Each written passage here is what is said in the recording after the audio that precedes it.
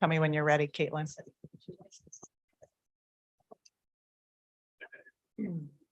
Oh. Any public comments?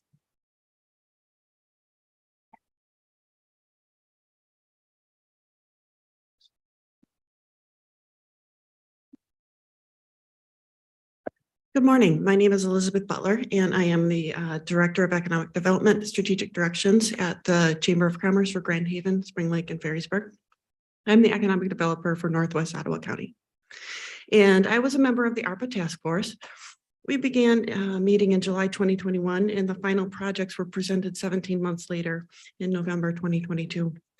A lot of collaboration and lengthy discussions occurred within the task force on a wide range of issues. As the bucket managers were selected, they utilized committees and or teams from different regions of the county to help champion the respective areas of need. As a result, many transformational projects were presented and approved by the commissioners, and hundreds of pages of supporting information for the projects was prepared as well. I understand that the ARPA bucket managers were asked to be available for questions at this meeting. I encourage you to find out just how transformational each of these projects were. Collectively, they have hit on a lot of the top economic development issues in our community, especially affordable housing, childcare, mental health, training and education, farmland preservation, and parks. Additionally, we were blessed to find partners for both childcare and affordable housing that can amplify our investment. Ottawa County's ARPA funds are making a transformational impact on the county. And collectively, these projects will have a well-rounded transformational impact. Thank you.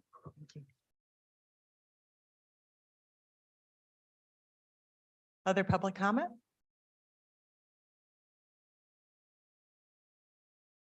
Anybody online? No? All right. We'll move on. So seeing that there are none, I'd like to ask for a motion for consent items. So moved. So move. Second. Second. Well, that was easy. And so all those in favor? Aye. Aye. Aye. All those opposed? Great. Moving on to action items.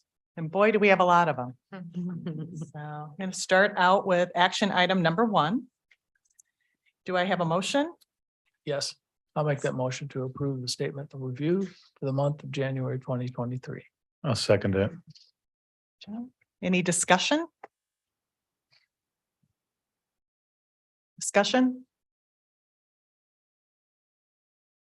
Is there a motion to approve? I'll make that motion. You can just do a voice vote since the motion was already on the table. Okay. Yeah. All those in favor? Aye. Aye. Don't think anyone's opposed.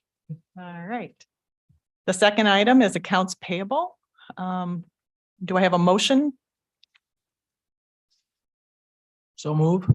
Support. And discussion, and this is to approve general claims in the amount of $26,311.53. 26 million. 26 million. Yeah. Thank you. Help me out there. Thank you. You bet. As presented in the summary report for January 2nd through January 26th of 2023, this does represent 4 weeks, which is not the normal. Is there discussion?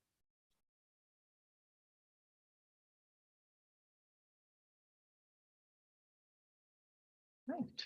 No discussion? Right. Can I take a voice vote on this one? You should be able to, because then when it goes to the full board, then a roll call will be required. Yeah. So, all right. So all those in favor? Aye. Aye. Anyone opposed? All right, next item is number 3, Clean Sweep Grant Agreement from MDARD. Disposal of pesticides. Do I have a motion? Sure, I'll motion to approve and forward to the Board of Commissioners the Clean Sweep Grant application from the Michigan Department of Agriculture and Rural Development. Second. Is there discussion? Is Kim Walters here? By chance? Addie is here. She could, Addie, Yeah. okay, yeah, okay.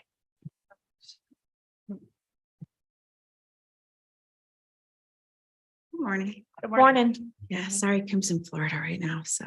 Ah, I didn't see you over there. The grant is, we've had it for a number of years. It's for disposal of pesticides. We'll collect them from whether it's agriculture like farmers or the public. And so the grant pays for all of that disposal since they're quite expensive to have properly disposed of, so they don't contaminate anything. So it's just a pass through we give receipts for what it costs us to dispose of them, and then they pay us back. Okay, so awarded from the state then, Mhm. and pass through meaning. basically no- Go Yeah, ahead. we kind of like cover it briefly. So they bill us, we pay it, and then we give that a receipt to the state, and the state reimburses us for that cost. Okay. Yeah.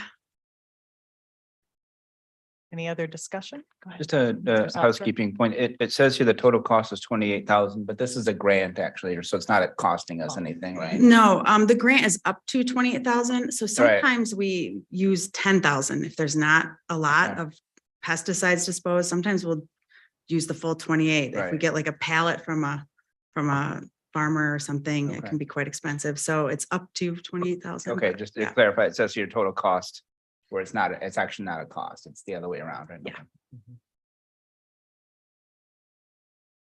Any other discussion? No? All right, we can bring it to a vote.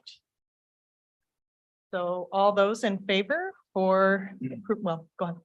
You're leaning in was gonna vote. to approve I was gonna vote. to approve and forward to the Board of Commissioners, the Clean Sweep Grant application from Michigan Department of Agriculture and Rural Development. Say aye. Aye. All opposed? The motion passes. Number 4 on the agenda is Native Landscape Design and Services Agreement. Do you have a motion to approve and forward to the Board of Commissioners an agreement with Native Edge LLC for professional design, implementation, and maintenance services to Ottawa County for the Native Landscape Design and Services Project for a total cost of $95,000? So move. Support. Is there discussion? Yes, Paul. Paul's right. Yes. Sure, I could just highlight that, unless Paul, you want to do it, but I'll highlight that the goal of this is to save an estimated 16,000 per year in various costs for the county, to lead by example. And that the projected savings long-term over 15 years is 240,000 and 70 million gallons of water. So if you read into the details, you can see there's a pretty small cost up front for what is trying to be done. The math checks out. The only question I had was this particular landscape project offered to Ottawa County landscapers? We have so many excellent ones. Yes, it was. This proposal by Native Edge was submitted as part of a broad request for proposals that was broadcast far and wide. And so local landscape companies did apply, and Native Edge filtered to the top through a committee with their ability to do the work that we needed. May I ask you a quick question? Yes. Just, is that all right? Okay.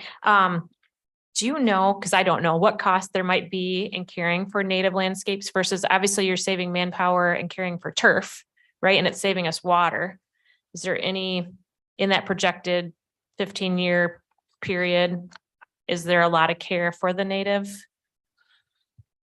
Yeah, it's a very good question. I don't Okay. specifically know the Okay. details, but what I know from a high level is to get the establishment of native plantings, that takes a little bit of time to get that going. But once that is established, the maintenance Mhm. does become easier. And part of this leading by example opportunity, what we've learned in speaking with landscapers and other landscape architects across the area, there is somewhat of a knowledge gap in the industry on how to take care of this type of landscaping. It has so many opportunities for advantages economically and from a natural resource perspective. If we can start to build capacity on working with a company like Native Edge, who then starts to work with the landscape folks that do the maintenance, we can increase the opportunity for more people to understand how it works, and it over time gets easier. I didn't know if Kelvin, I think Kelvin was one of the references, right? So I didn't know if they had shared any of their experience with having it for a few years. I think they were the 2018 one. Is that correct? The reference given? There's GEI and. I'm not sure. Yeah, it just shared. I just had wondered the manpower needed in native versus turf was, Yeah. I love the thing about the watering and the mowing. And so I think that's a great benefit. Thank you. So, I can follow up with you. okay. With that question. Okay. That'd be great. Share it with everyone. Johnson Control was the other reference, yeah. Yeah. Had used Okay. product. Thank you. Thank you. Right, any other discussion? Hearing none? We move to a vote. All those in favor, say aye. Aye. All those opposed? The motion moves forward. All right, number 5, contract for roof repairs at the 3 county buildings. And the motion is to approve and forward to the Board of Commissioners the contract for Weatherproofing Technologies, Inc. to repair and resurface roofs at 1111 Fulton Street, Department of Health and Human Services, and A building at James Street campus for a total of $959,820.44. So moved. Support? We have discussion. How long will these roofs typically last? Do we have anybody that can? give Blake's us an idea? here, There's Blake. yeah. Yeah. Hiding in the back. Do you see his email? I did, yeah. But Yeah, from- yeah. He didn't talk about it. Good morning. I think the public would like to know the answer to that, so. The process that we discovered on our Port Sheldon roof for the district court over there, when we re-roofed that in 21 to 22, is this fluid applied process that Tremco under Weatherproofing Technologies. It's I believe 60 or 80 mil process that goes on. It's pretty interesting technology. You could go in and you can tear it all off and get rid of the insulation, tear it all off, go back to the steel deck, redo it, and get your 20-year warranty. With that 20-year warranty, there's no inspections, there's none of that stuff. It's if you find a leak, call the company, hope they come back. This company, what they do is in their warranty, their specified intervals, they come back and inspect the roof for you. The initial cost is less than an overall tear off because they go up, they use drones and thermal technology to find the cool spots in the insulation. Then they make a plan to cut out the wet insulation, patch the rubber membrane. Then they do this fully adhered fluid applied membrane. The initial warranty is 20 years. And I think 2, 5, and 7, maybe 10. There's 4 inspection periods to come out. And they actually, the company walks the roof, looks everything over, make sure it's where it's at. Any repairs they find, they fix immediately. Are those repairs included in this Yes. almost $1 million? Okay. Yep. Yep. The interesting part becomes when you get to that 20-year mark.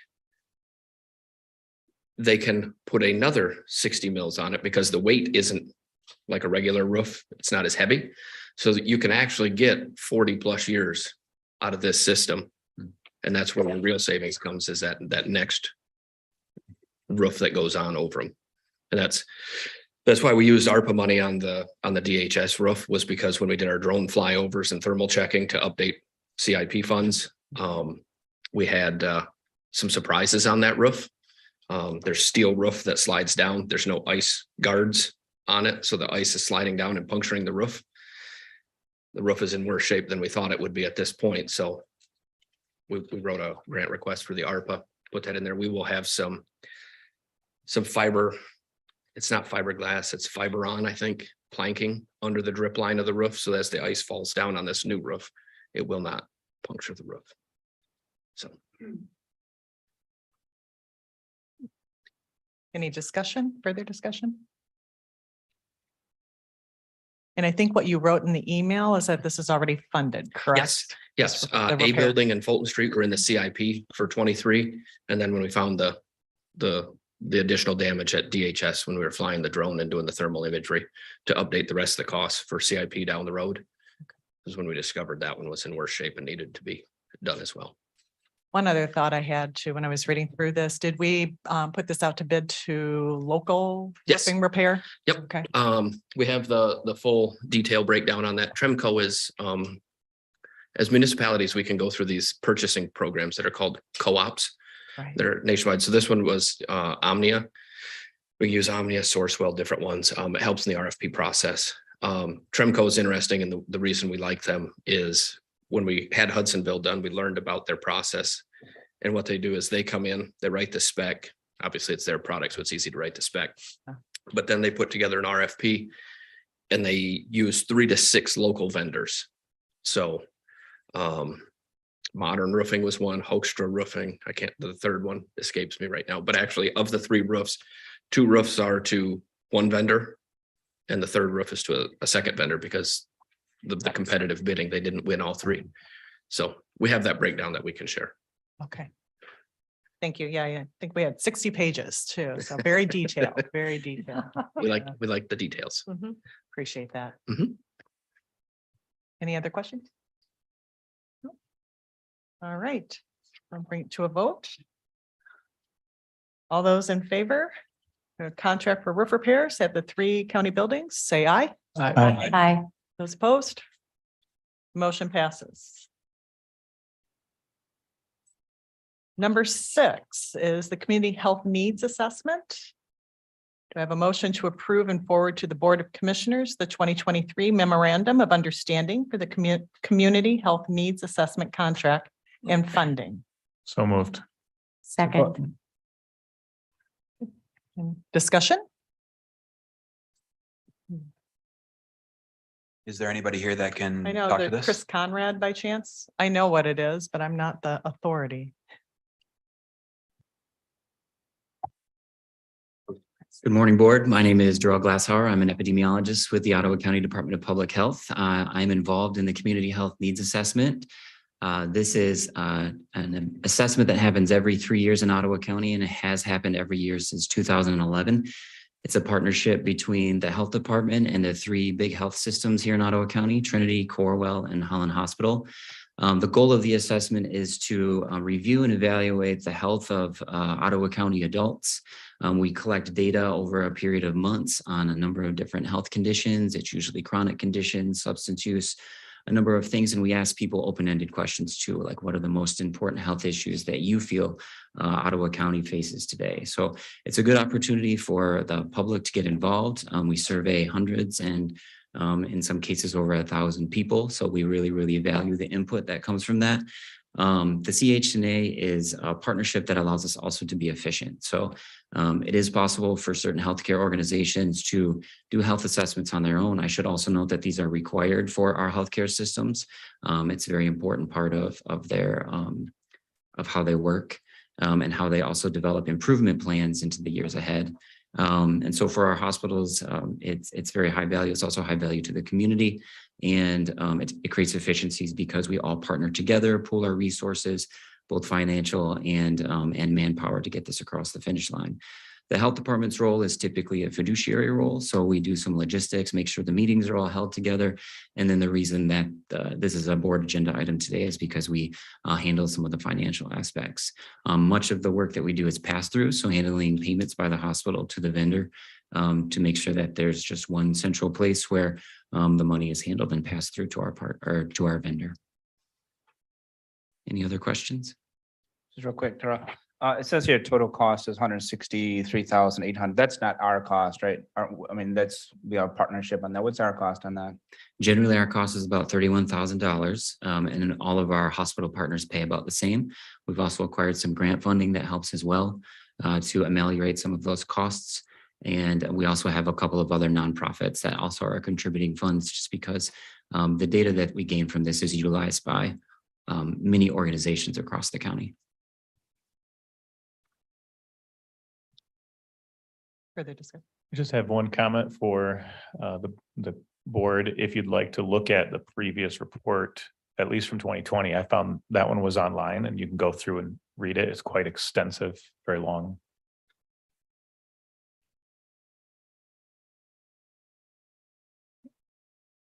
Thank you very much. No further discussion? Actually, I just have Go one ahead. thing. So I noted in there that there is a questionnaire draft that was to be finalized by February 3. And just wondering if it would be possible to get a copy of that questionnaire.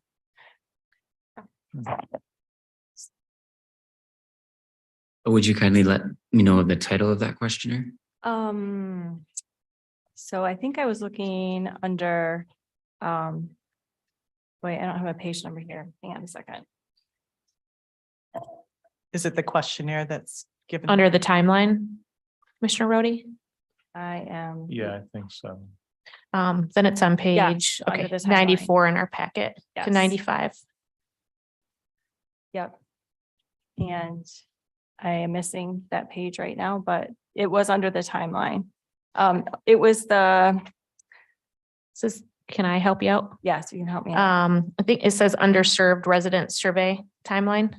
It's under that's the only wording I see in reference to a questionnaire. I don't know if that's its actual name, but it's in italics, underserved Yes. resident survey timeline. It's under key informants online survey timeline.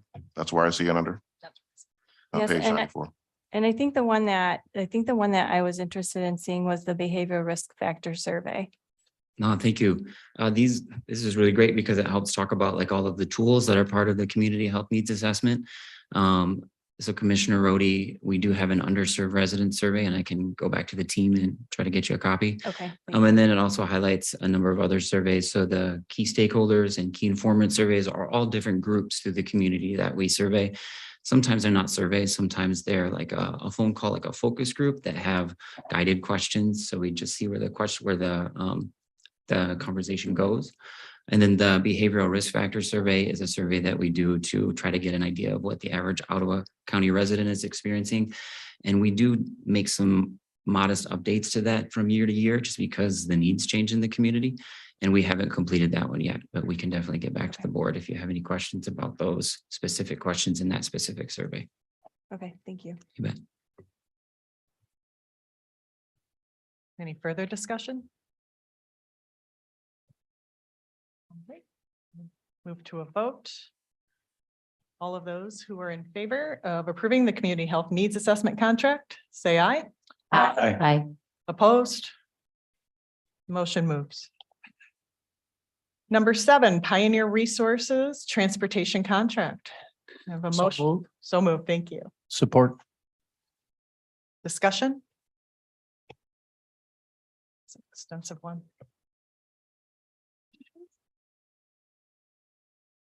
Go. Paul, go ahead. Sure. Feel free. Yeah, quickly an overview. So the state of Michigan, DOT has a variety of grant programs available for transportation agencies, and there's an enhanced mobility grant program for senior citizens and those with disabilities. And there are 2 agencies in the county, Pioneer Resources and Georgetown Seniors, that apply annually to the state for this funding.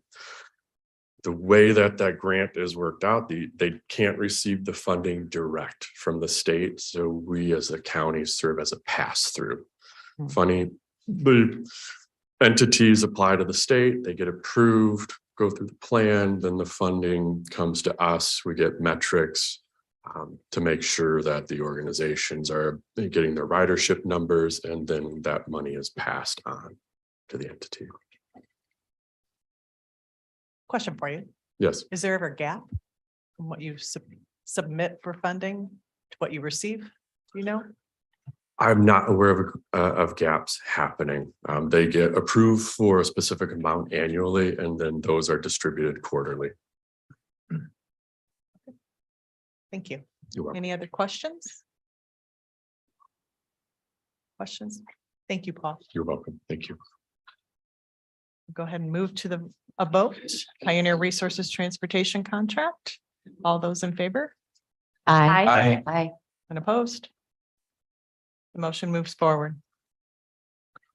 All right, we have 8, 9, and 10 are kind of the same thing. And I was wondering if it was possible if we could kind of bundle those together.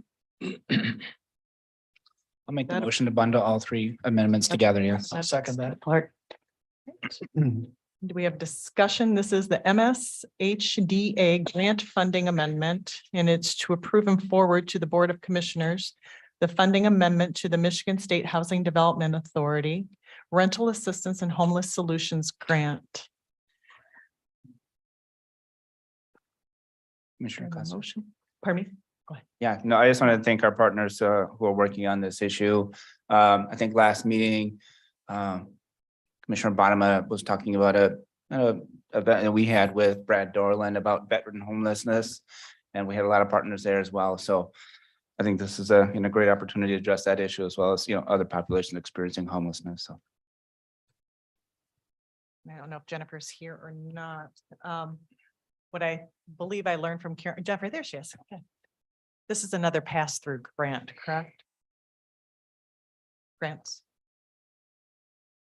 Good morning. So this grant is one where Community Action Agency is the fiduciary. So we do receive some funding to be the administrator of the grant or the fiduciary of the grant. And then it is passed on to Good Samaritan Ministries and Community Action House for 2 out of the 3 grants. The third, which was a COVID related grant. So it's ESGCV is the acronym that also went to resilience. So the amendment is just moving of the funds into different categories. So our funder does require that we do an amendment each time that happens. Karen explained yesterday. Great. Movement, yeah. We have questions or? All right, thank you very Great, much. thank you. All right. We'll move to vote. All of those in favor of 8, 9, and 10. Please, I apologize. Please say aye. Aye. Opposed? Excellent. The motion moves forward. Next item is number 11. It's the community mental health personnel request. Do I have a motion to approve and forward to the Board of Commissioners the request from the community mental health to add 8 full-time new positions and remove 2 positions at a total cost of $572,307.20 to be funded by CCBHC grant and Medicaid? So move. Second. Do you have discussion?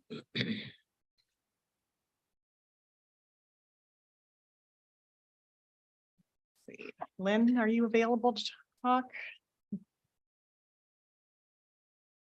Good morning. Good morning. What can I answer for you, or just a little bit of an explanation? Yeah, if you would, that'd be great. Okay, these are 8 positions. 2 of them are actually replacing previous positions that we've not been able to fill. We're asking for 6 supports coordinator, case manager aide positions. One of them is for our family services autism program. One is for family services, a wraparound coordinator. One of them is for our senior reach program. One is for our multidisciplinary team in Grand Haven, and then a sports coordinator aide for our adults with intellectual and developmental disabilities. Also asking for a program supervisor for our substance use disorder services. And the last position is a mental health specialist that would help, or I'm sorry, our community health worker for our CCBHC, which stands for Certified Community Behavioral Health Clinics. Thank you. Go ahead, Commissioner Moss. Sure, I just had a question on CCBHC. That's, can you talk to that a little bit? Is that something new the county is doing? So we've had the grant, we're now in our 2nd year. It is a SAMHSA grant, a federal grant that allows us to really focus on integrated care between healthcare and behavioral health, focusing on health and wellness of the people we serve. It's a 3-year grant that will likely get renewed and or turned into a state level program.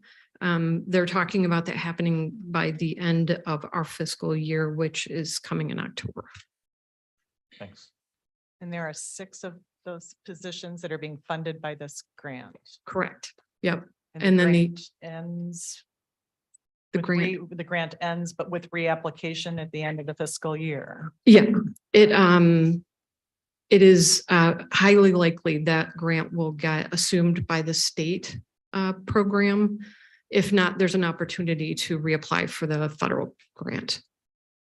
And what would you do in the interim, like if that does not happen with these 6 employees? How would they be funded? I think they will be, but if they weren't, if that grant was to completely go away, we would definitely look at some of our other funding sources. There's oftentimes grant funding through the Medicaid block grant through Michigan Department of Health and Human Services.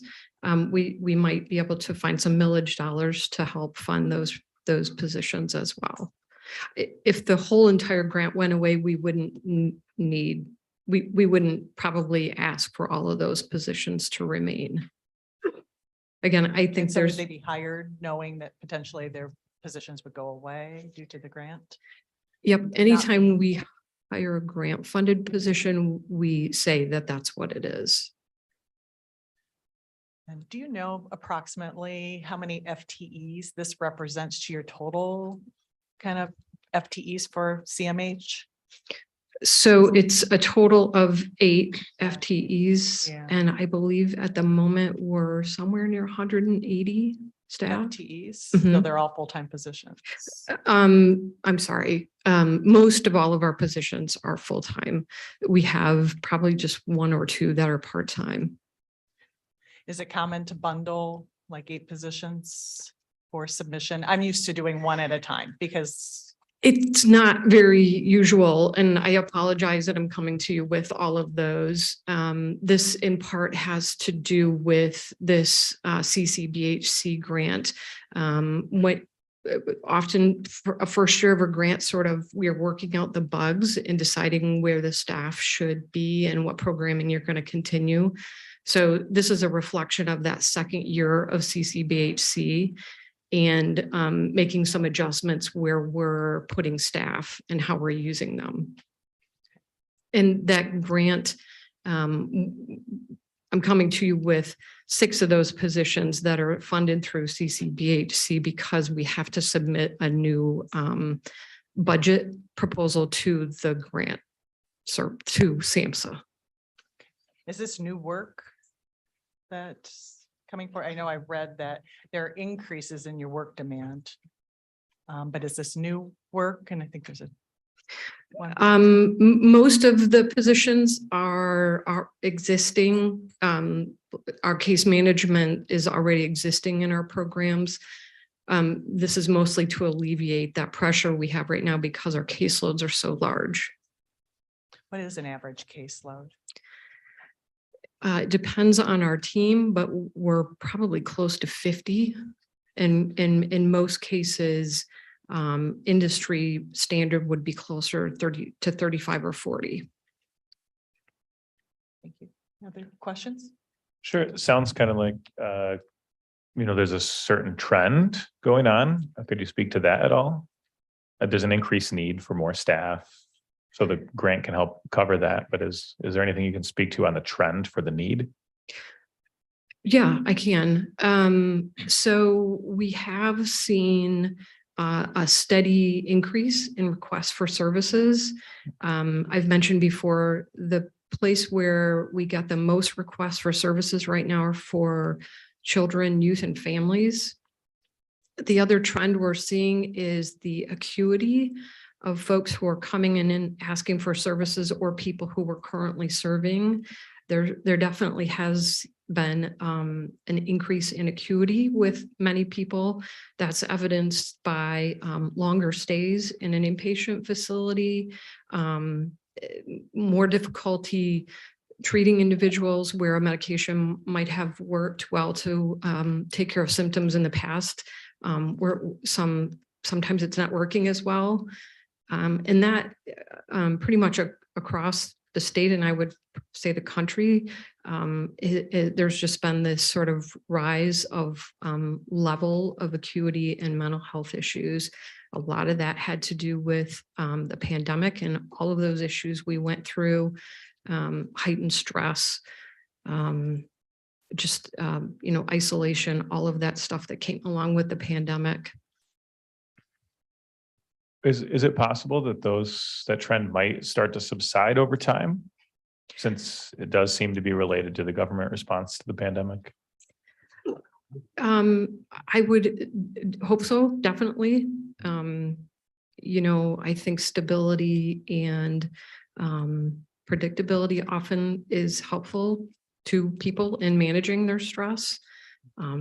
So I sure hope that as we're coming out of the pandemic and those affiliated issues, that we'll be at a place where we'll be less stressed out.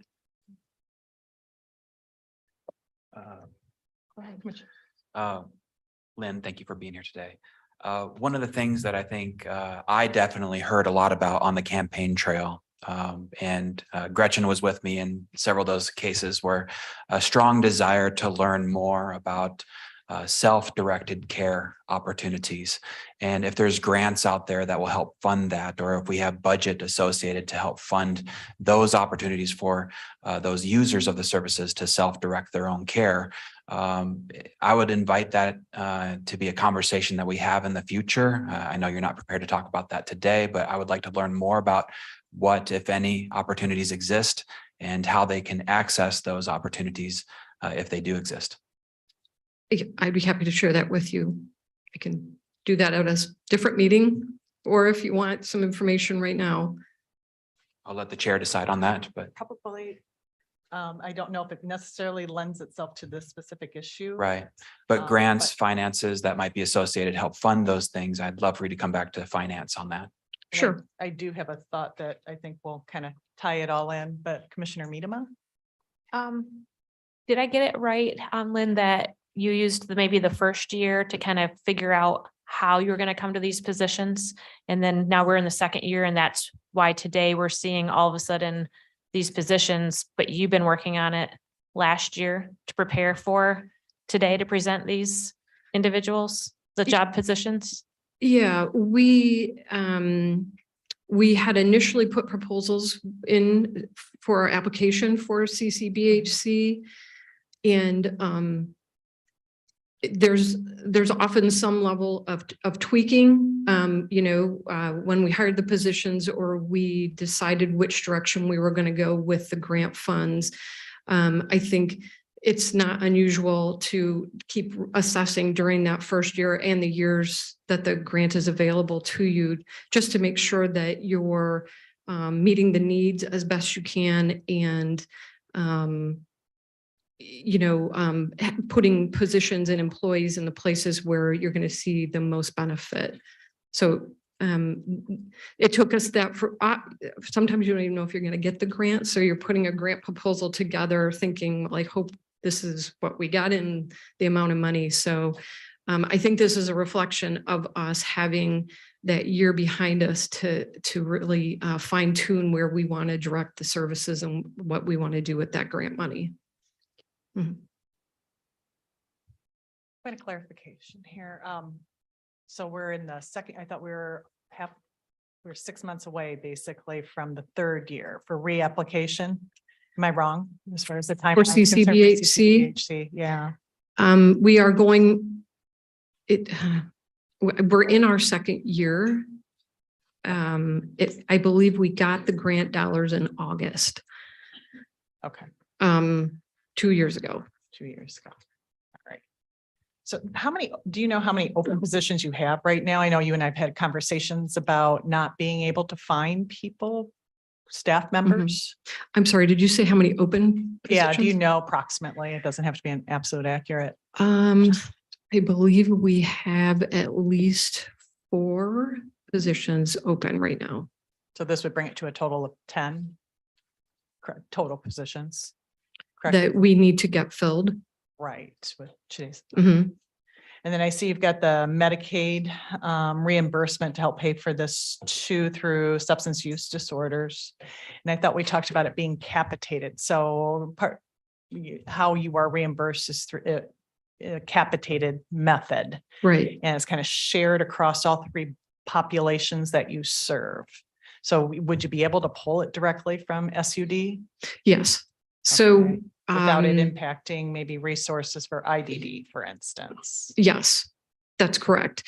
So we get our funding in, we call them buckets. And the dollars are channeled into certain buckets. One of them is our SUD services. So the funding for that program supervisor position would come through the Medicaid SUD bucket. There's some other block grants available in there as well. And that there is money available and it is intended to be spent on SUD services. What we can do at the end of the year, if those dollars aren't completely spent, we can use SUD dollars to help fund regular mental health services. So right now there's definitely money available in the SUD bucket to pay for that position. So just given that discussion too, denials, I think you have a denials report for services. Because we're taking Medicaid dollars away basically to fund these positions. I'm not entirely sure what you mean like by a denials of denial. like resources when they're requested. Be it, it's the self-determination, for instance, or Mhm. self-directed care. Some of the modifications in people's houses. and Right. Denials.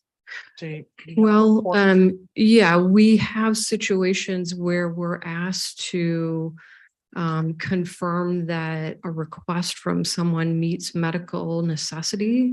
And it also follows Medicaid rules as far as what can be funded and how it can be funded. So there may be situations where someone has asked for something and we have determined that there isn't a medical necessity for all of it or some of it. And or it could be that the ask doesn't follow the Medicaid specifications and the rules.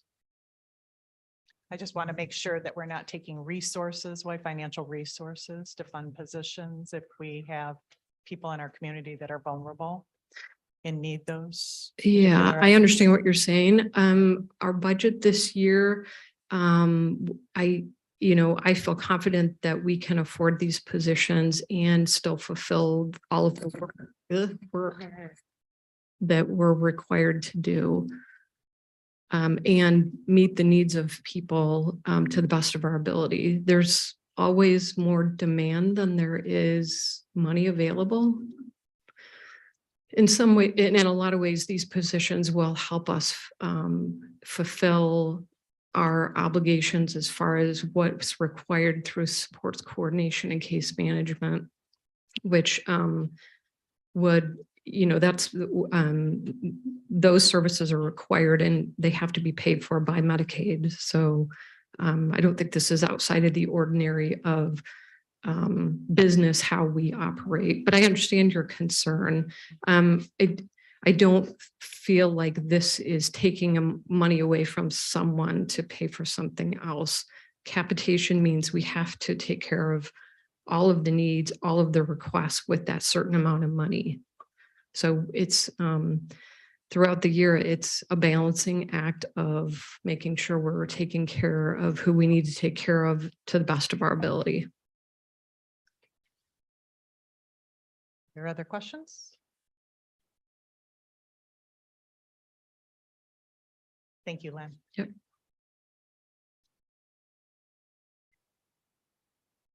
I am going to have to express that I will be voting no on this particular item due to the number of positions and the cost. So I'd like to move this to a vote.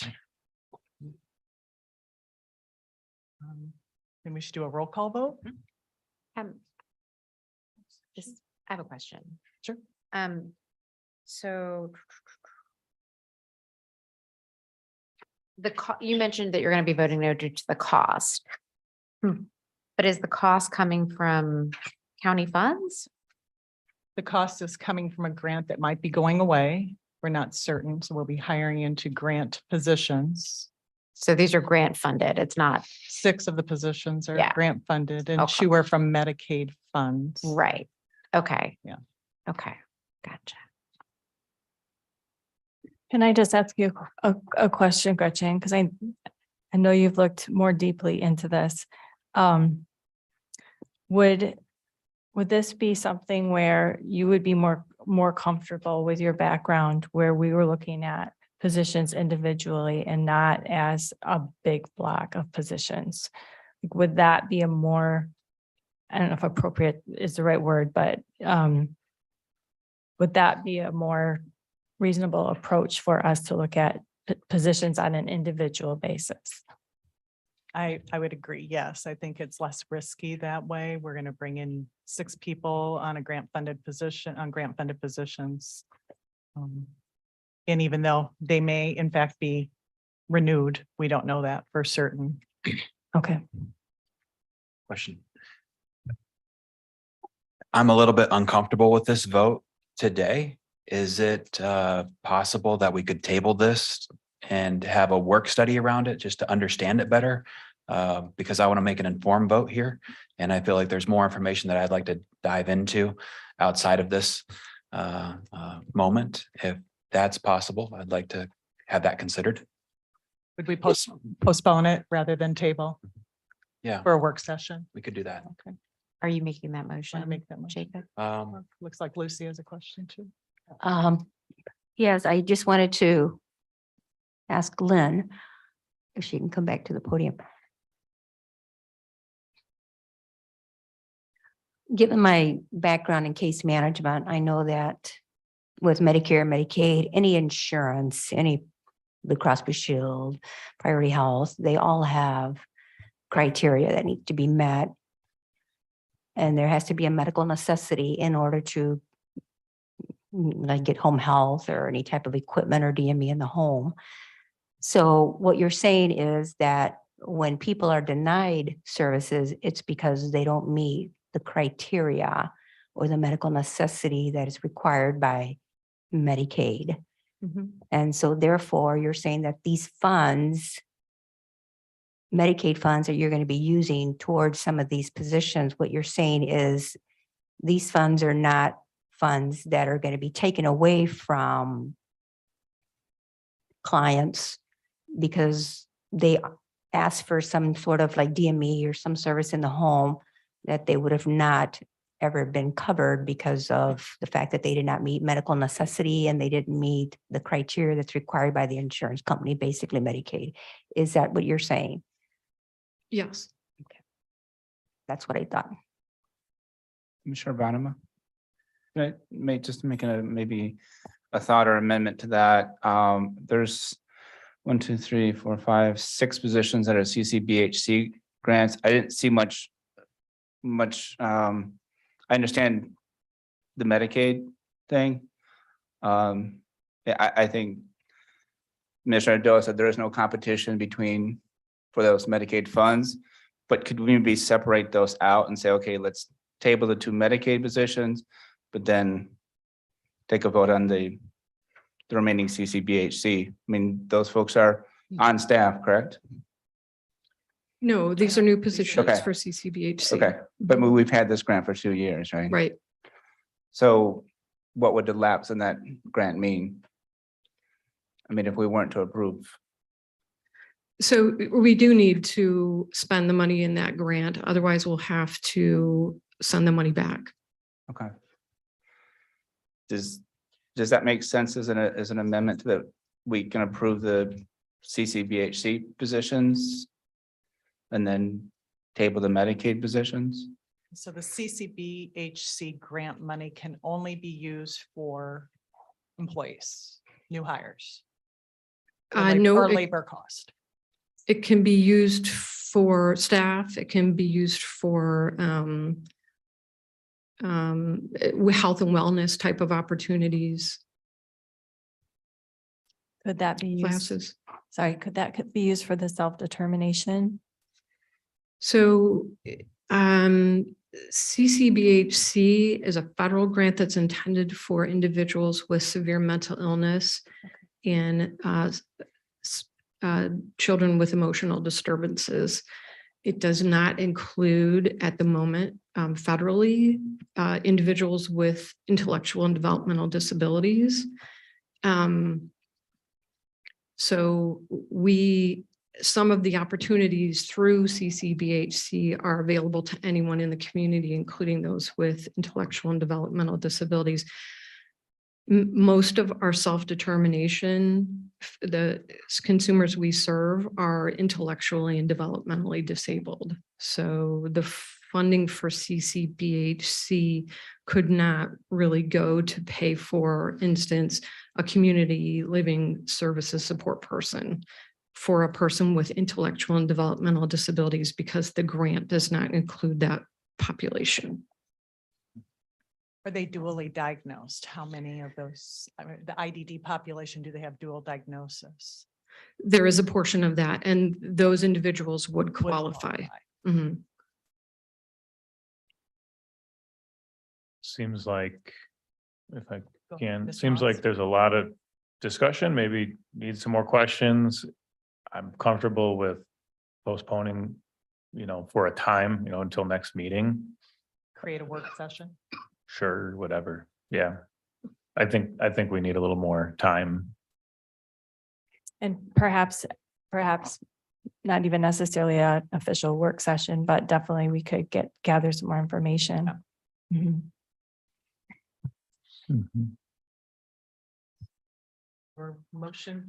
Motion to postpone the vote on this item. I would second that. Right. Any discussion? Take a vote, voice vote. All those in favor? Aye. All those No, opposed? opposed, sorry. One. All right, moving on to number 12, innovation and technology personnel request. Do you have a motion to approve and forward to the Board of Commissioners the request from IT to add 1.0 FTE full-time benefited network administrator position at universal pay grade 15 for a total cost of $131,738. So moved. Do you have a second? Second. Discussion? Go ahead, Mr. Moss. Sounds like a great idea. All right. Well, Mr. Berkman stepped away, so any further discussion? I would love to hear from Paul. Like to hear from Paul. Here we go.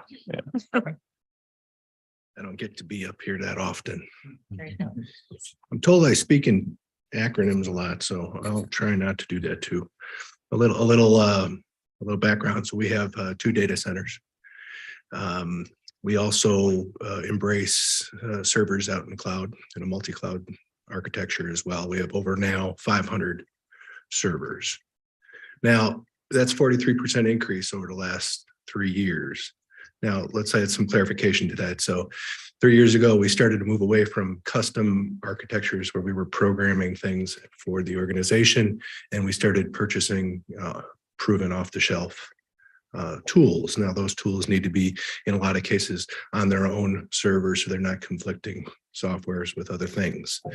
And we also set up servers now as a best practice that accommodate testing things before we move them to production and make them live. And so it's a lot. It sounds like a lot, but adding a 4th engineer or network administrator assist in both patching and upgrading and maintaining and decommissioning in a lot of cases. Not to mention security and all the other things that are now a part of our world, would be wise. Any questions?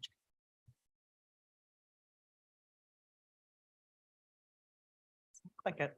Thank you. Thank you. I guess I have one question. Okay, go ahead, Joe. Sorry, Paul, I have one question. It's an easy one. So there's been a 43% increase in the last what, few years? 3 years. 3 years. 3 years.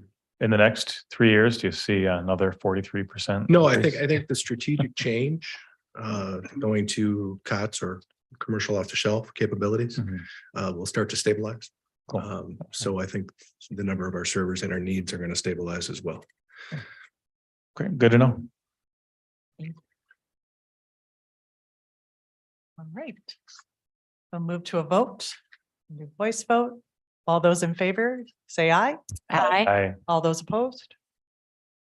The motion passes. All right, number 13 is the 2024 budget calendar. We have a motion to approve and forward to the Board of Commissioners, the 2024 budget calendar. So moved. Support. Is there discussion? Karen can come up.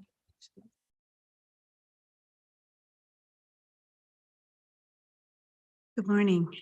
This is the budget calendar for the 2024 budget process.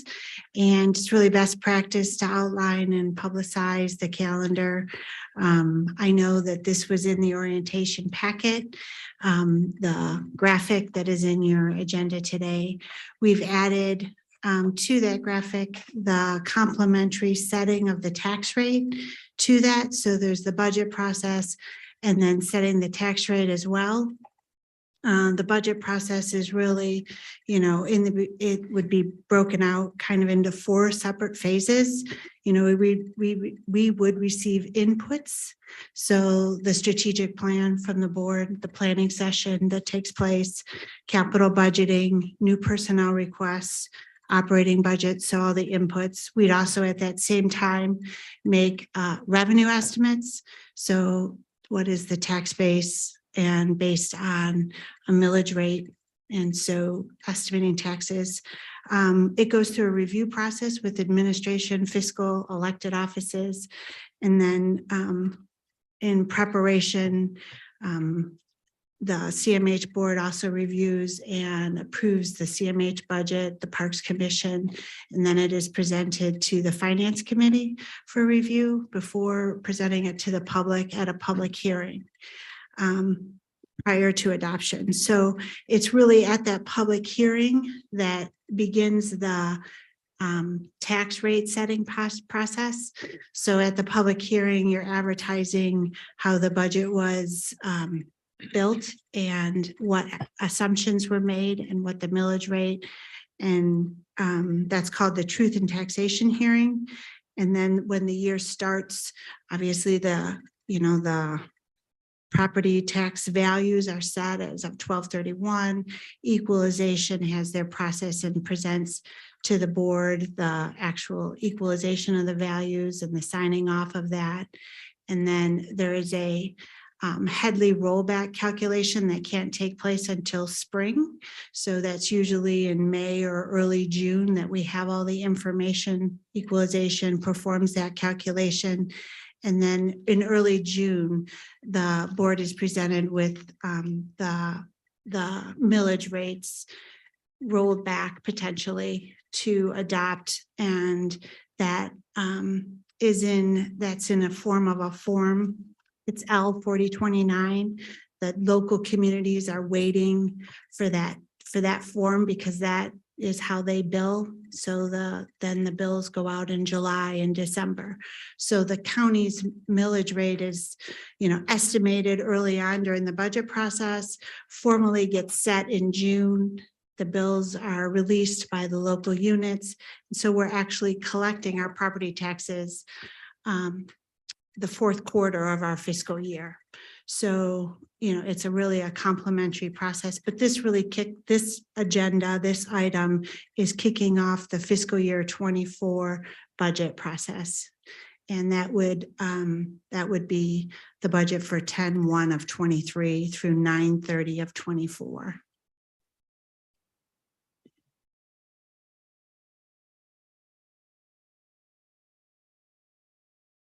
Any questions?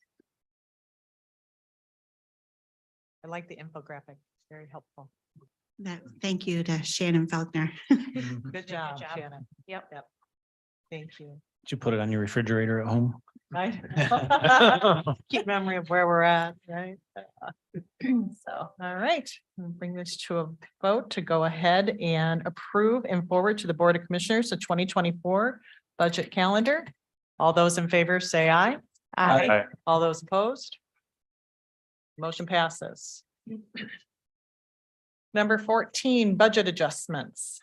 And so want to motion to approve and forward to the Board of Commissioners the 2023 budget adjustments per the attached schedule, which is on pages 198 through 200. So move. Support. Is there discussion? Want to make Karen get back up again? Sorry. Each one of these budget adjustments is for a grant and really amending both revenues and expenses, either up or down, depending on how that grant came in or what funds were available to carry over from the prior year.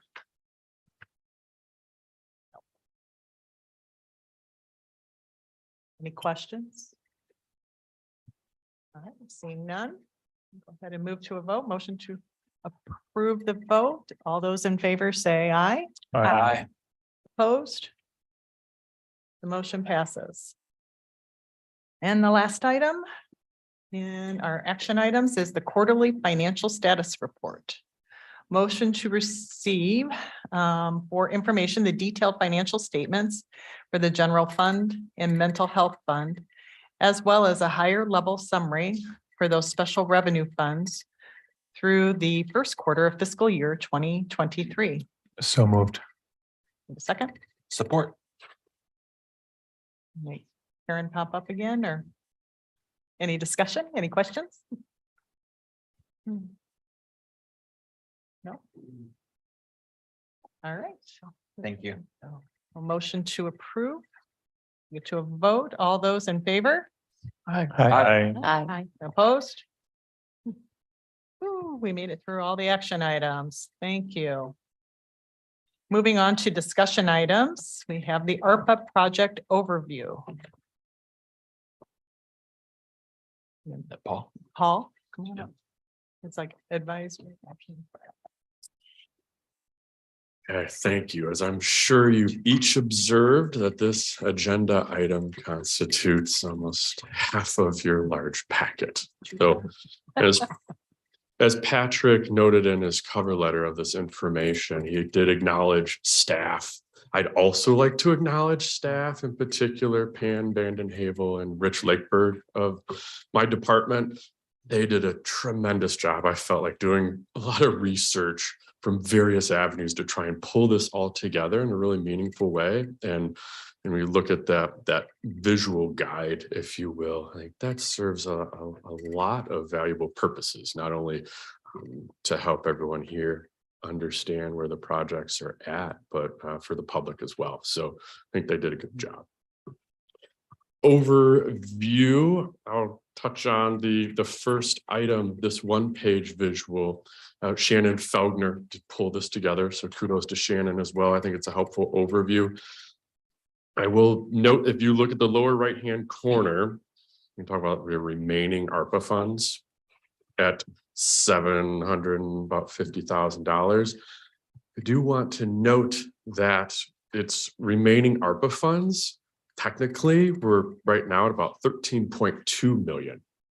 So if we look at the broadband initiative bucket in the lower left, and then the county initiatives to the right, we have this allocated reserve. And you may recall that was some recommendations of staff that have been, but that those levels, 7.5 million for broadband at this point. We're still navigating that path on the optimal way to be very smart about how we address broadband. Then the allocated reserve for CIP is 5 million. So that has not been authorized or official, if you will. So that's a larger remaining ARPA dollars that are available. Yes, before I move on, I'll pause, 'cause I don't think you want me to read everything on here, right? So I'll hold up and see if there's any thoughts, comments, questions on this particular graphic overview. Just one, I'm sorry. I'll go with. If there was a public safety project, would that fall under the bucket of county initiatives? Yes, Okay. when the request or for solicitation of proposals from county departments was released, it went to the sheriff's office as well, and they did have the opportunity to submit projects. Okay. Mr. Moss? Two questions. One, I guess, could be a follow-up to that one. And then one on broadband. The follow-up would be, could we look at some of those other requests that came in that didn't quite make the cut? To just review them, perhaps? Yes, and I believe that is in the packet, the list of all county initiatives that were submitted by all departments and the courts and the sheriff's office. Okay, thanks. So we absolutely have a chance to go through those applications. And then Gray Bar, can you remind us of the status of Gray Bar? Is it done? Yes, Okay. so Gray Bar just finished up the high level design of a middle mile fiber ring for the county. And that was based on the data we collected previously on where the areas of needs are across the county. So that is finished.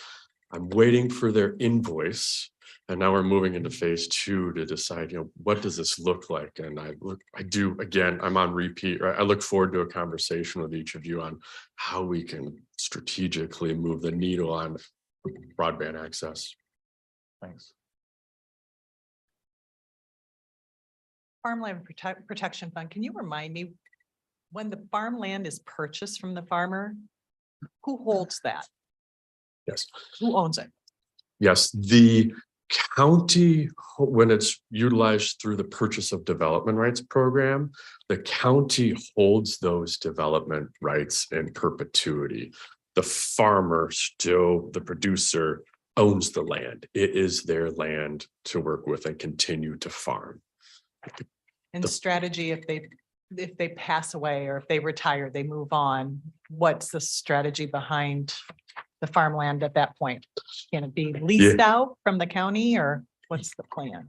Yeah, well, it would still be the landowner's property to lease out, and part of the multiple pronged approach to support the agricultural industry is one small piece of it is how do we protect the land in a meaningful way, and then how do we continue to support the industry with succession planning? I think speaks to your question, Commissioner Cosby. What are the tools in place for that producer as he thinks about the future?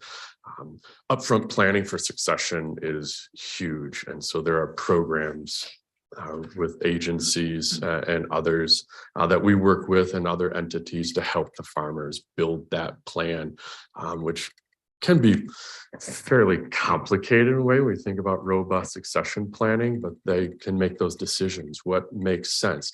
Do they have an heir for the property to continue? Can we find a new farmer or a young farmer that wants to lease the land? And the opportunity, I will add, with farmland protection in this particular way with purchasing of development rights, it does make that property more affordable for a new or younger farmer to come in and purchase it at that time. So there's several multiplying benefits. That it's owned by the government, basically, with properties. The development rights The development. are held by the county. Yes. One other, anybody else have questions? I can get with you on my other question. It doesn't have to be here. Yes, absolutely. All right. I've got the, Please continue, right? yeah, go ahead. Sure. The visual guide. So I like this. I think it was done really well. Hopefully it gives you an understanding of not only the entities for each of those bucket areas that was awarded and recommended for funding, but also a status in terms of funds being distributed, whether or not they have been distributed, whether or not it's been full or in part, as well as that other visual with the map of the county that speaks to, where is the entity located that was awarded funding and where do they serve geographically? And if there's any questions, again, I won't go through every The page. Reach for Recovery, is that associated with Momentum Center? I tried to look it up last night and it's Reach for Recovery, it's on page 216 in the packet. That's 5 in your packet. Yes. What was the Looked like it was question? close, nearby. Is that associated with Momentum Center? Ooh, I'd have to defer. Does Yes. anybody know? No, it looks like it's nearby. Just wondered, and I know she has that population. Yeah, the different organizations, Reach for Recovery specifically for addiction recovery services, and they're not affiliated with Momentum Center. Okay, So thank you. If you don't know, that's Mike Gorehouse, president of the Holland Zealand Community Yes. Foundation, and Mike, along with the Grand Haven Area Community Foundation and Ottawa County United Way, they formed Care Ottawa, which served as the bucket managers for the human social needs projects that were solicited. Thank you. That was my question. Anyone else? Please continue. Continue. Okay. I think I will note on the back page as well, there is 2 programs that we identified through an extensive review process with Guidehouse Consulting that were deemed ineligible. If you may recall, there were 3 projects that were suggested that were proposed for funding: the childcare for the Outdoor Discovery Center network, BizStream Academy expansion, and the West Michigan Works Career Fair. There was no statutory lane that was identified by council at that time for county dollars to fund those. So then we looked at this, we call it affectionately straight ARPA, where they would be aligned with the federal requirements. If they were awarded funding, there's much more extensive reporting criteria and assessment of eligibility. So we did not have the technical capacity to understand the dynamics of the federal rules. So we partnered and hired Guidehouse to work with those reviews. And the final memos on those 2 particular projects were sent to those entities, BizStream and West Michigan Works, on Friday with a letter from Corporation Counsel saying that the findings were that those projects are not eligible. So again, that goes back to opening up, and that's reflected on that initial sheet where those funds are back in that pool. Can you just state which ones were found not eligible? Oh, yes, the last page of the visual guide. Page 233 in our packet. Oh, yes. Perfect. What page is it? 233. 233. Okay, and Page then, 22 of my presentation. but then the early childcare centers, those are eligible. Yes, that one through the Guidehouse review was deemed eligible. Now Guidehouse, they sent Karen and I information on the next steps of a sub-recipient agreement with the Outdoor Discovery Center network.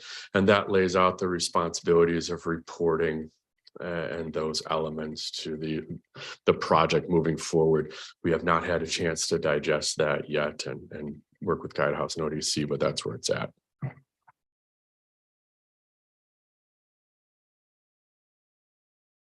Mr. Are we Moss? okay to move into additional questions or do you want us to wait? No. go ahead. Okay. Yeah. I guess I have one more on the ODC childcare. I just like, so these graphics are very helpful. So thank you to maybe Shannon or somebody. Rich Lakeberg. Yes, Rich. Thank you, Rich. On the childcare one, so it's still sort of in process or finalizing. Can you help me understand? There's a bunch of company names on this particular graphic. Does that mean that these companies are going to, in coordination with these ARPA dollars, they're going to build childcare centers? I wasn't quite sure on this one, Yes. what it was. If you don't mind, Commissioner Moss, we do have the Executive Director of the Outdoor Discovery Center here, Travis Williams. He could answer that better than I could. Is that okay, Chair? Yep, absolutely. Okay, Please do. okay, thank you. Thank you, Paul. My name is Travis Williams, the CEO at the ODC Network. And to answer your question, Commissioner Moss, when you looked at the criteria for ARPA and when it was all put out for what we were asked as a community organization to do, we were asked to try to leverage the dollars and to make it go as far as possible and engage as much of the county as possible. So we cast a net out to as many business partners as we could, and we had a long list of them, some that are in the list and we're in the grant. And since then, we've had many more that have approached us after hearing about it that cover a significant amount of the county. And so we approached them and said, if you would like to do this with us, you have to put skin in the game too, to leverage the ARPA dollars. So we have $30 million in matching funds from those businesses to match the $7.5 million ARPA grant that we received. So in total, it's $37.5 million to be spent in this area. And then how is it being spent? I guess I'm wondering, are these businesses building childcare centers? So in some cases, the businesses may be doing some of the work there. What we have done is they are going to have a contract with our organization. We run 3 entities right now. And so they've asked us to be the sole proprietor facilitator of it. They will contract with us as an independent contractor to facilitate the childcare and preschool program. So it'll be our program that ODC Network operates. And the funds will be used to, some of it might be for capital purposes to build facilities in areas where they don't exist. In some cases, the companies have said, we will build the facility, you run it. But then there's costs to set it up, furniture, all those kind of things that go into the process of creating it. So capital is a significant part of it because there are a few areas where there just aren't, it's kind of childcare desert. There is no resources and we'll have to help create the facility for it. So, but in cases of like Gentex is one of our suppliers on there, they're building the entire facility on their own budget.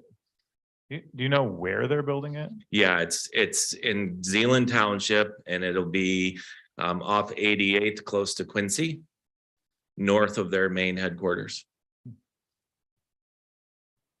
And Travis, as I recall, they are also extending those, not to just their employees, but employees of other facilities near there, correct? So they will first be offering it to their employees, employees. yeah. Yeah, But then if later it doesn't, in all of these cases, the employers have said to us that if we don't fill it, it can be open to the public. In case of Gentex, so it's 5,400 employees from across the entire county, multiple counties probably, but they represent all of Ottawa County, I would say.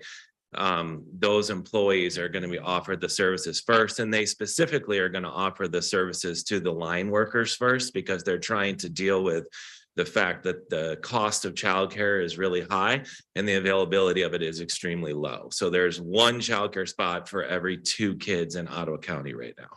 And so the hope is that they can address that shortfall in all their surveying. And when they look at the data, it shows that getting people, especially mothers, to return to work, childcare is a significant barrier to that, and they're trying to remove that. So Gentex and every one of these companies that we've talked to, what's not represented in the $30 million is pledges to subsidize the cost of childcare going forward. So Gentex has spoke, it's not finalized yet, so I want to make sure I say that because I'm in public, but they're looking at subsidizing more than 50% of the cost of the childcare for their employees, maybe more like 70% of the cost. And so that is a significant multi-million-dollar commitment from the company going forward as well in perpetuity. So this is $100 million deal for the community if it goes down. As a commissioner for Zealand, I'm very excited about this. We definitely have this need, as you've already stated, and this need is only accentuated by the need as it goes into the second shift and third shift families.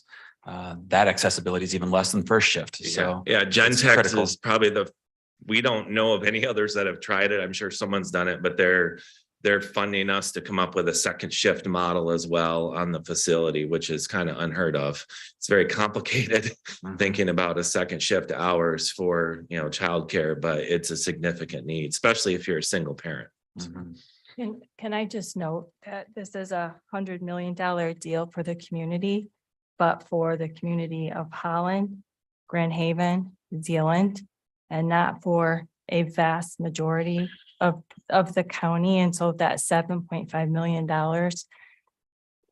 That's not accurate. So our project is, we have people in Holland, Grand Haven, Georgetown Township, New Wool, and then the Gentex project are the companies that submitted. And then we also have a commitment to create in-home childcare services in areas where you wouldn't really be able to sustain a center. So you need larger populations to sustain a full center, but in-home is a viable, independent, personal, small business type operation where we can incentivize, support, and help families create in-home services across the county as well. And we committed to 200 of the 1,000 slots being created would be in in-home facilities that could be anywhere across the entire county. So, Okay, so I'm glad to hear that. So how is that going to be facilitated then? so we will use our resources that we have as an organization reaching out. And then the Ottawa Area Intermediate School District has staff that have committed to help try to find in-home facilities that could utilize the support of the program to grow and create more capacity. And they help provide services across the county. They facilitate the Great Start Readiness Program funding, and are working with early childcare centers across the county. So that's a connection or communication connection that we have and we can utilize that exists here. So. Okay, so is that going to be, I know you're early in this, but is that going to be communicated to childcare providers throughout the county then? So they'll know how Absolutely. to go about that. Absolutely, yes. Okay. Yep. And so in our grant, we also have some data collection and reporting that we'll have to do just to meet the ARPA requirements that they have, but all of that data will be available to you as well. Included in our reporting for the ARPA, we'll have to show how many new facilities were created and how many people were able to get back to work and all kinds of data that will help kind of showcase what this is doing. So.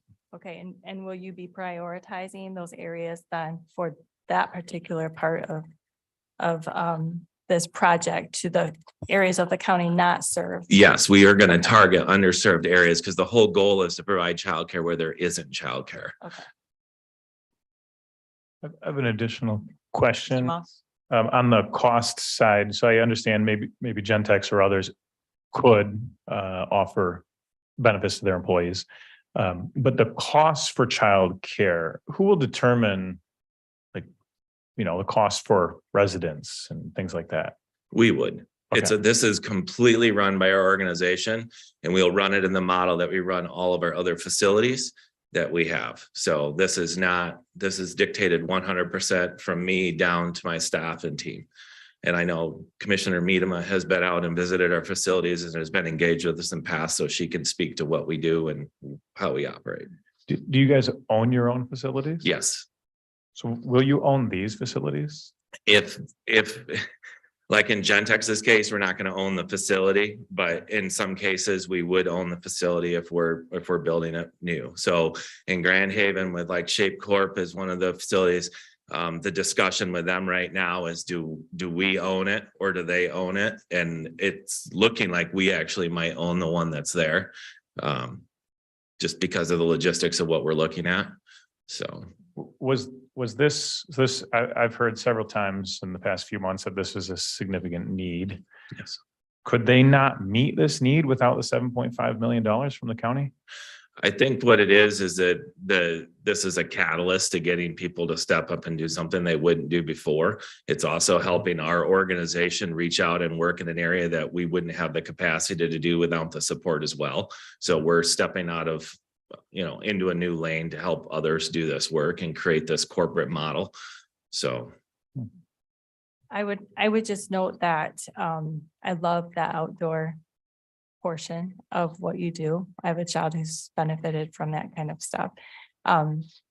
Is that going to be integrated into other centers? We would not be involved in this unless we do that. We will only do this if it's done our way. I know that sounds bad probably, but we will only do it if it's done our way. That sounds good, actually. Yeah. I have a question. Yes.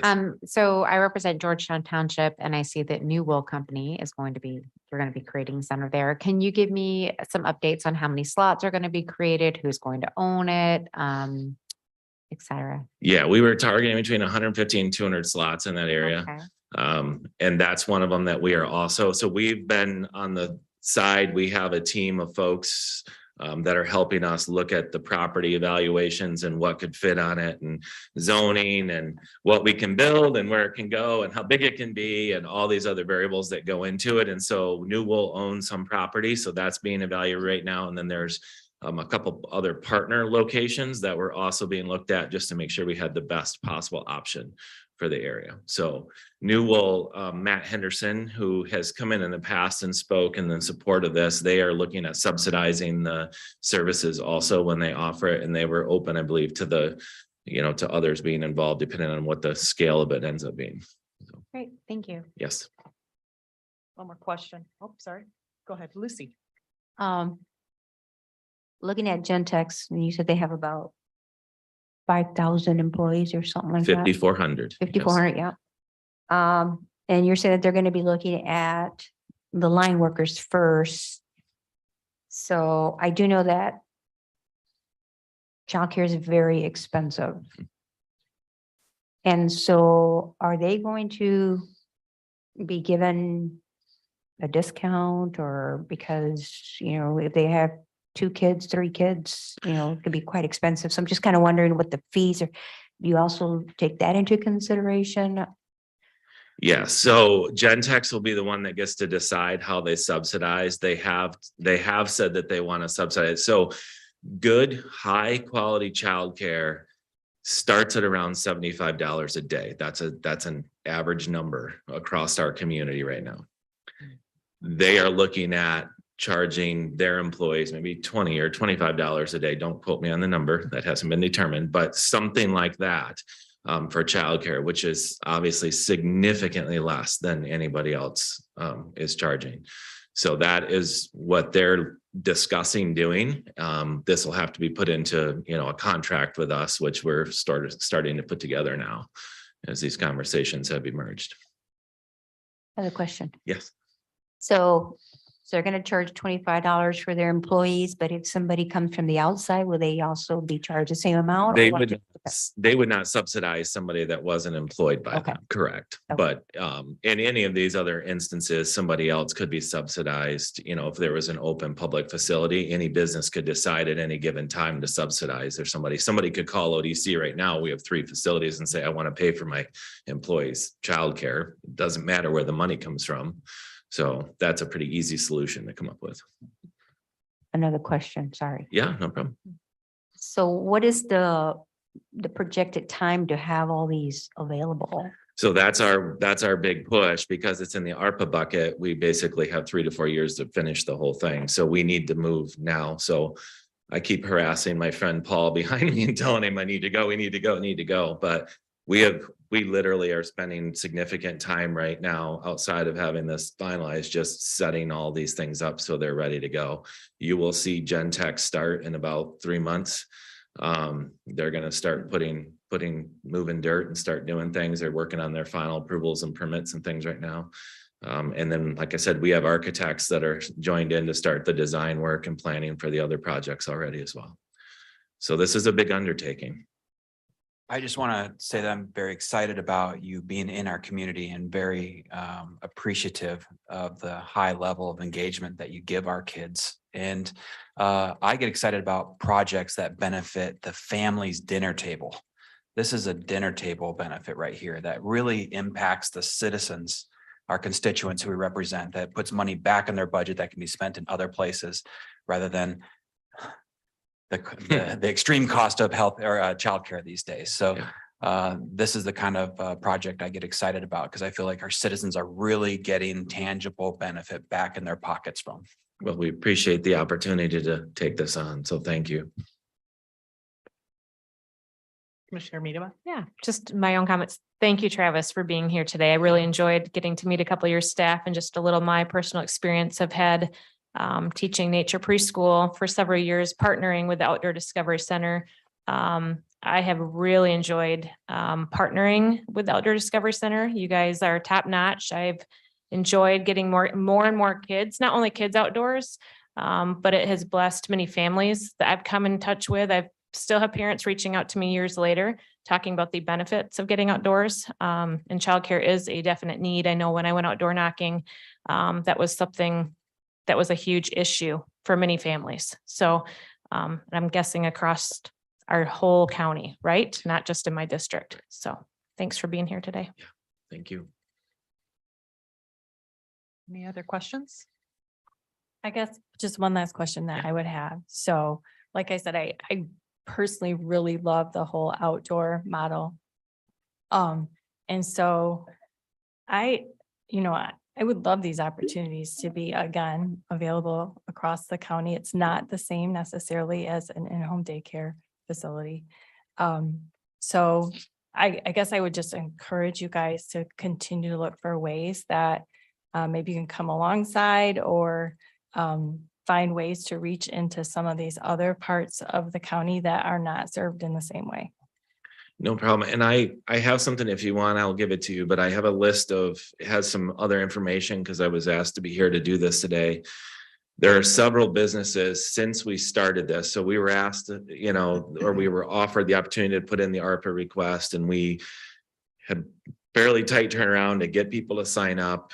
Since doing that, since the announcement, since the counties announced the ARPA awards, I think there's 7 more companies that have come forward and asked us if we would be a part of this. So I think this is just the beginning of what it could be. If any business came to us in the county and said, we want your help to do this, I mean, we would have a meeting and we'd have a conversation on that. So I want you to hear that this isn't like we only picked some select winners and said the rest of you are losers. This was just the starting of what we could do. And these are the folks that came to the table and said, we'll put money into this as well and match that and make sure it stretches a long way, which I think is exactly what any good granting process is supposed to do, is leverage. And this does leverage. And as Commissioner Bonema said, it leverages and it supports, families in ways that, we haven't done in our community. So. Travis, one quick question.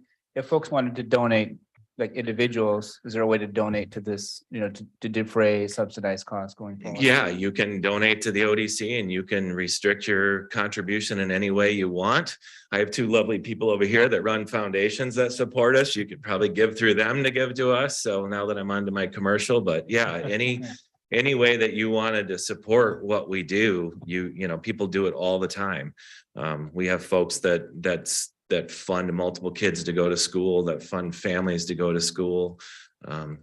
So yeah, if somebody has ideas on that, we are open to it. And I'm open to speak with any of you. If you'd like to see what we do, would like to get a little bit closer to what we do, please contact me and I'd be happy to have the conversations. Thank you, sir. One more question. I'm wondering about the allocations of 7.5 million. Has there been pre-allocations made? So anybody, or you're still working through that process? Do you want to answer? We have received no dollars from the county yet, if that's what you're asking. No, I'm asking, do you know how much Shape will get, or Gentex or New Wool? Will they receive a check for $1.5 million? Is it being split? Are they going to I'm wondering how the funds will be used. Yeah, so it was all built off a percentage of what they did capital wise investment or how it was laid out, whether they owned it or not. So it could be that we end up just spending the money through us if we're building it, or it could be that we help them by giving them a chunk of money to go towards it. Truth is, like Gentex is as an example, the facility we have designed that's going in there is $18 million. So I think there was $1.5 million or something that was for Gentex. I mean, it's not like it's even denting what they're doing, and that doesn't count their subsidization or any of that kind of stuff. So. Any other questions? Sounds like quite a Sorry. facility. $13 $13 million. Wonderful. Thank you, Travis. Yes, thank you. I appreciate it. Right. Where were we? That's great. Yeah, I'll echo those comments. We are very fortunate in this area to have ODC operating here. So there's no other questions on the visual guide. I There are just two had a other- quick one, Paul, if that's Yes, okay. Sorry, of didn't mean course. to interrupt. No, I was just a little bit intrigued with the First Hope project in partnership with Dwelling Place down in Holland. That's a $2 million ARPA affordable housing. Just a quick question, working in Dwelling Place, I know they have kind of a beautiful model where they're restoring historic buildings a lot of times. At least that was what, I think they got started in Grand Rapids doing that. I wasn't sure if that was still the case with the Holland project or not. I don't believe that these are utilizing existing buildings. Okay. The churches had collaborated and had property available on either side of the street there in that area. Okay, that was just a quick question. Thank you. Doug, I believe those are empty lots. Is that correct? Those are the last donated by the Yes. churches. Yes. Yeah. I think there's schematics too, and I think I can find them if you want, but yeah. That's really nice. One property for like 47 apartments and the other properties for like 15. Yeah, Correct. Does that yeah, sound I'm not right? sure that's the exact numbers, but yeah, for sure.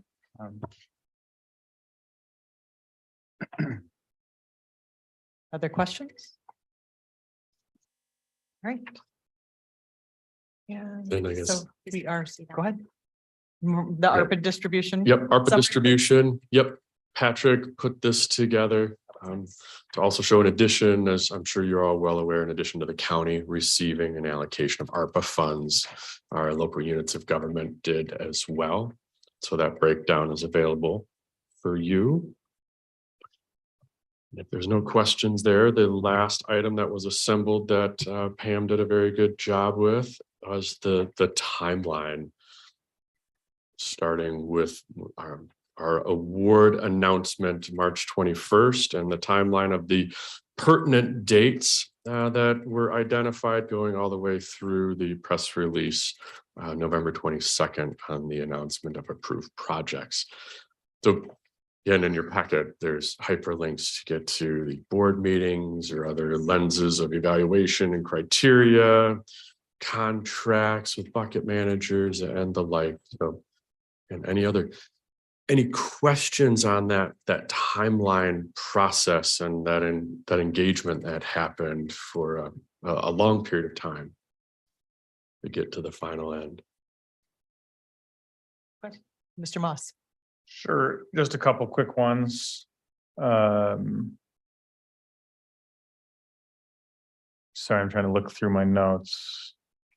One of the bucket managers was a couple year contract, and I think it was 50 grand a year or something.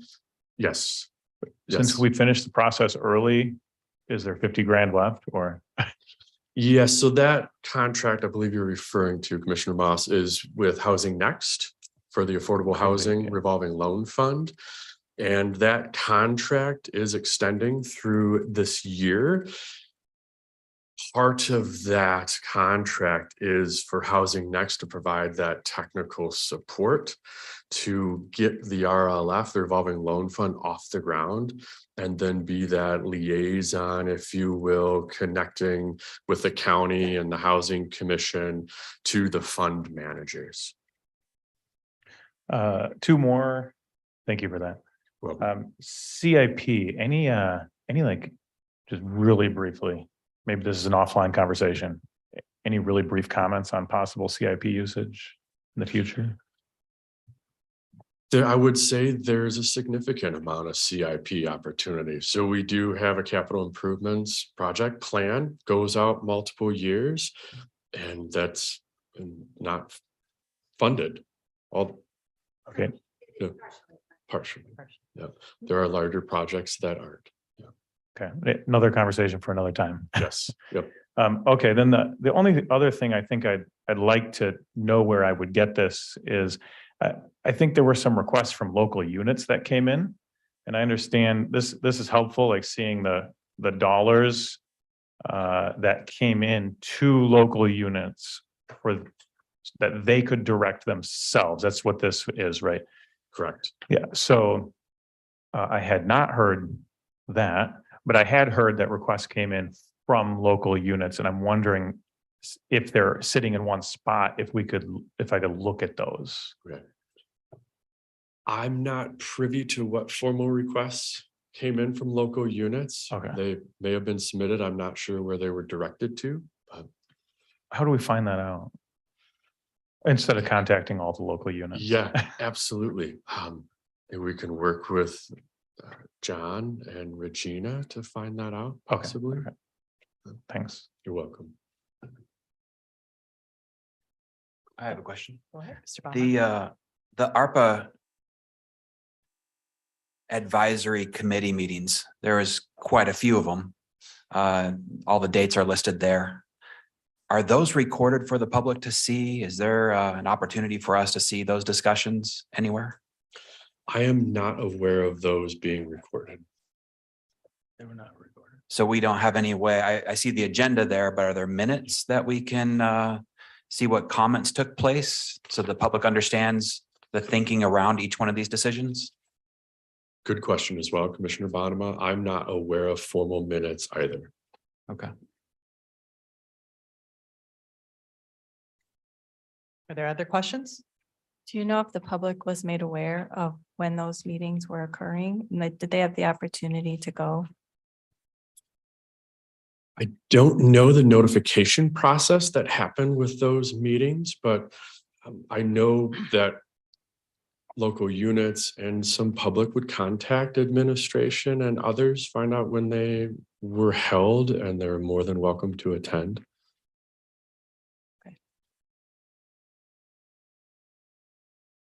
Other questions? Seeing none. All right. Thank you. Thank you. Thanks, Paul. Thank you very much. All right.